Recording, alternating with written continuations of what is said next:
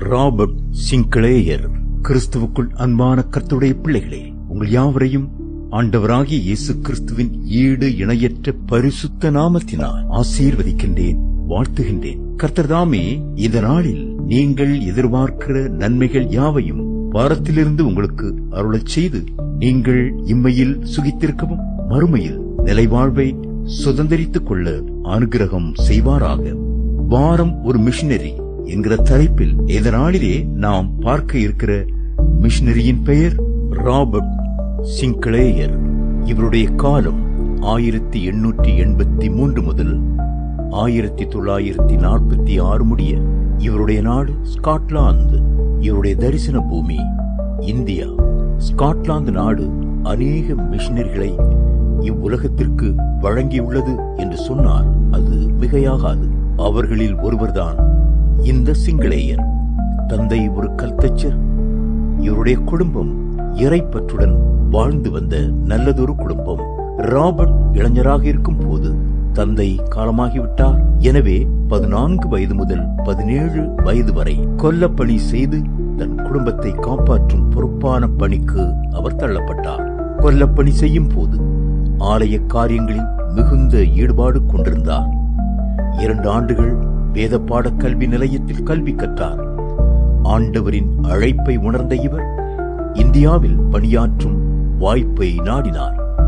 இந்திய மக்கள் மீது ஆழ்ந்த அன்பு கொண்டார். 1909 ஆண்டு தென்னிந்தியாவில் நாகர்கோவில் என்ற பகுதியில் ஊழியத்தை ஆரம்பித்தார். 1910 எலிசபெத் ஸ்மித் அம்மையாரை திருமணம் செய்து கொண்டார்.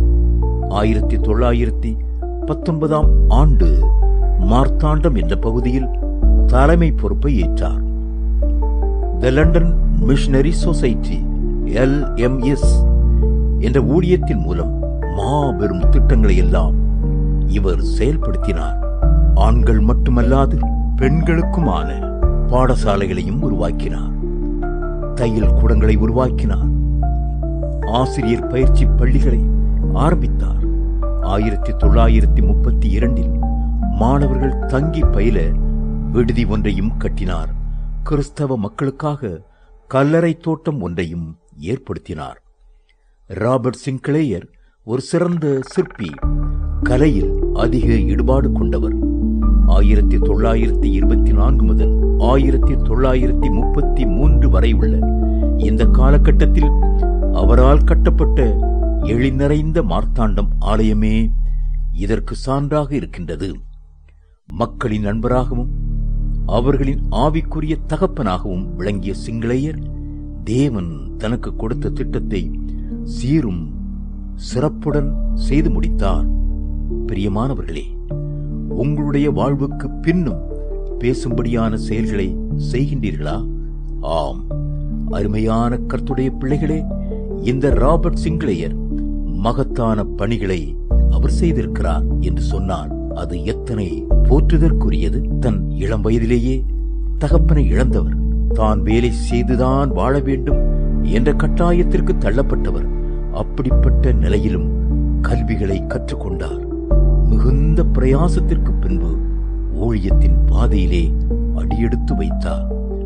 ஊழியத்தின் பாதையிலும் அவர் செய்த காரியம் இன்றளவும் நாம் சொல்லக்கூடிய அளவுக்கு மகிமையும் மகத்துவமும் கர்த்தருக்கு உண்டாக்கினதாக இருக்கிறது என்று சொன்னார்.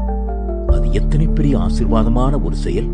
அருமையான கர்த்தருடைய பிள்ளைகளே, முழுமையான ஒரு கட்டமைப்பை, ஆலயம், கல்விக்கூடங்கள், பெண்கள் விடுதிகள், ஆண்கள் விடுதிகள், இப்படியாக தொழில் பயிற்சிகள் கற்றுக் கொடுப்பதற்கான ஆசிரியர் பயிற்சி பள்ளிகள், இது போன்ற பல காரியங்களை அவர் செய்திருக்கிறார்.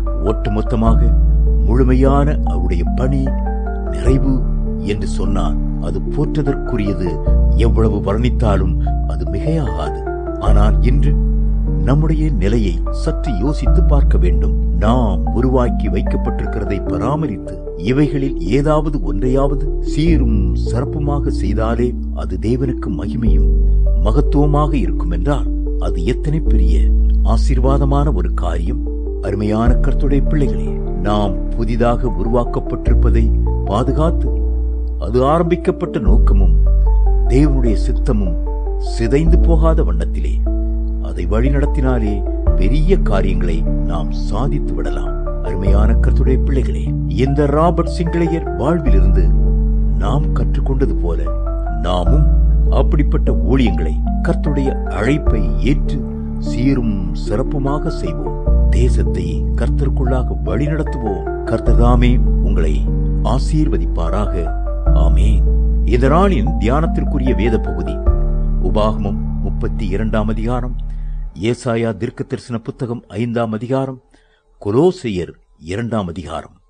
இந்த வேத பகுதிகளை வாசித்து கர்த்தருடைய ஆசீர்வாதத்தை பெற்றுக் கொள்ளுங்கள். கர்த்தர்தாமே உங்களை அளவில்லாமல் ஆசீர்வதிப்பாராக. ஆமேன்.